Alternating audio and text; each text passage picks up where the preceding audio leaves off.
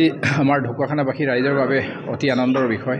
আমাৰ ঢকুৱাখানাৰ পৰিচয় আমাৰ আটাইৰে শ্ৰদ্ধাৰ হোমেন বৰগোহাঁই দেৱৰ আজি হোমেন বৰগোহাঁই ন্যায়ঘৰ প্ৰাংগণত চাৰিখৰীয়া নদীৰ ফালে দৃষ্টি নিবদ্ধ হোৱাকৈ এটা ব্ৰঞ্জৰ আমাৰ অসমৰ বিখ্যাত ভাস্কৰ্য শিল্পী বীৰেন সিংহ ডাঙৰীয়াৰ জৰিয়তে নিৰ্মিত হোৱা প্ৰতিমূৰ্তি আজি আমাৰ শুভ উদ্বোধন হৈছে। আৰু আজি আমাৰ এই শুভ আমাৰ প্ৰতিমূৰ্তিটো উদ্বোধন কৰিছে আমাৰ আটাইৰে স্বনামধন্য শিক্ষাবিদ বিশিষ্ট কালাকাৰ নাট্যকাৰ আমাৰ ডক্টৰ অমৰজিৎ চৌধুৰী ডাঙৰীয়াই।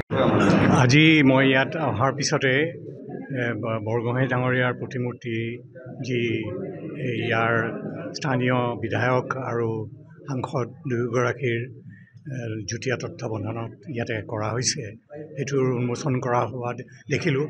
আৰু তাতে অত্যন্ত ব্ৰঞ্জৰ মূৰ্তি, এইটোতো ব্ৰঞ্জৰ মূৰ্তি হৈ থকা নাই, এটা প্ৰাণহীন ব্ৰঞ্জ নহয়। এয়া এতিয়া মানে এটা জীৱন্ত কবিতাৰ নিচিনা। মানুহজনৰ যিটো প্ৰগল্ভ সোঁৱৰণি আমাৰ মাজত আছে, এই সোঁৱৰণিটো যেন একদম জীপাল হৈ উঠিছে ইয়াত, সেইটো দেখিবলৈ পাইছোঁ।